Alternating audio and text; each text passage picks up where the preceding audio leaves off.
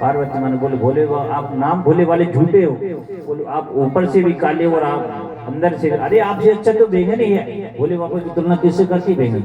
बोले कम से ऊपर से काला अंदर से तो सफेद। बोले संसार की हवा लगती है तब जाके रंग बदलता है, लेकिन आप तो ऊपर से भी काले और अंदर से भी काले। भोले बाबा कहने बोले देवी कोई बात होगी, ये घुमा फिरा के बात ना तो बताओ आप मेरे से कोई छुपा? बोले देवी मेरे पास छुपाने को है क्या? जो सब कुछ था वो तुमको दे दिया, अब है क्या?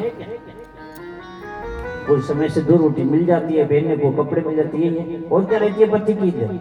बाकी सब कुछ तो तेरा तुझे को अर्पण। पति तो बेचारे 7 वचन निभाने में 1 वचन की खातिर लगा रहता, बाकी पूरी जिंदगी रेगड़, बाकी के तो सब तुम्हारी पास अधिकार। तो ऐसी आपके नहीं, पार्वती माँ के जमाने से। पार्वती माँ से बोले बाबा वो देवी मेरे पास है क्या?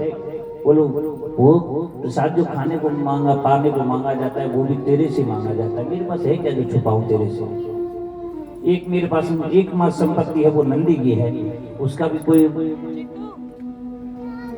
बोले नहीं है। तो आप ये बताओ कि जो ये मुंडों की माला पहनते हो, ये क्यों पहनते हो? किसके मुंडे हैं जो इतना है?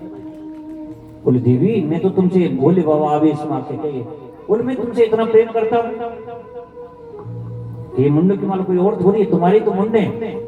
बोले मेरे? बोले हाँ। अरे बोले छोड़ो देवी, ना ना आप तो बताओ स्वामी ये मेरे मुंडा? बोले हाँ। बोले तुम देवी जितनी बार मरती हो तुम्हारे मुंडों को मैं लेके इस माला में पिरो लेता हूं। बोले बाबा आपने मरते? बोले ना मैंने तो अमर कथा सुन रखी है। पार्वती मस्जिद करने, बोले मुझे भी अमर कथा सुन रही है। भोले बाबा ने कहा बोले देवी रहने दो। बोले ना स्वामी या तो अमर कथा सुननी है, नहीं तो आज ही गृहस्थी खत्म, आज ही तलाक।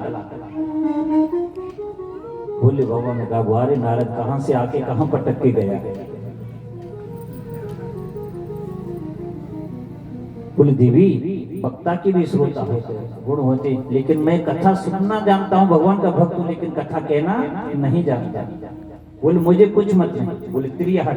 बोले कहते 4 हट है ना, इनके आगे भगवान भी झुक जाता है। कौन कौन सी? पहली बाल हट, दूसरी त्रिय हट, तीसरा राज हट, चौथी ऋषि हट। 4 हटें याद बड़ी समझ नहीं होगा। पहली बाल हट, कोई छोटा बालक जिद कर ले, बोले चंदा मामा चाहिए तो लाना ही पड़ेगा।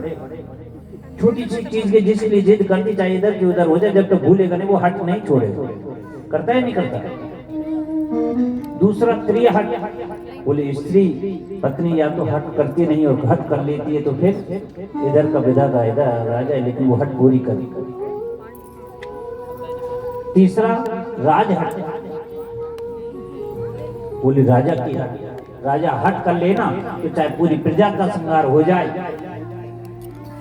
लेकिन अपने हट नहीं छोड़ता। आप मतीरे की राट नाम का शब्द सुनते हो ना? मतीरे की राट है क्या? वो राजस्थान के जोधपुर और बीकानेर की रियासत के बिल्कुल ठीक मेड़ पे।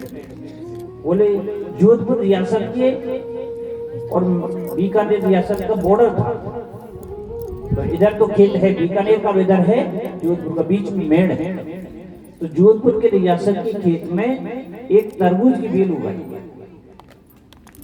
और बेल तो फैलती है, तो बेल फैलते फैलते मेड़ को पार करके बीकानेर की रियासत में चल गई, और उसमें एक तरबूज लगाया, मतीरा लगाया।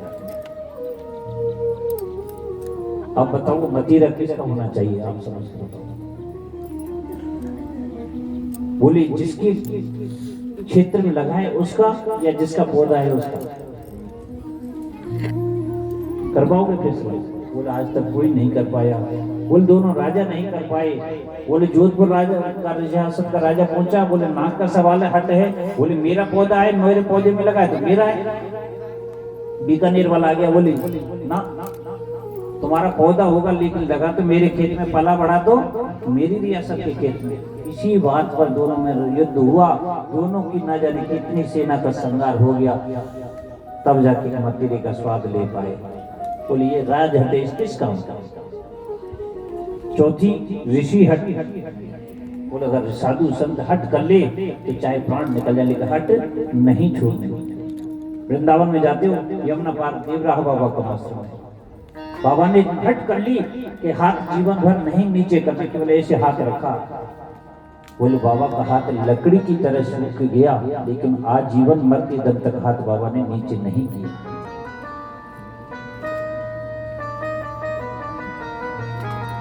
इंदिरा गांधी देवरा बाबा की शिष्या थी, जो कांग्रेस का हाथ के पंजे का निशान है, ये देवरा बाबा के हाथ के पंजे का निशान है।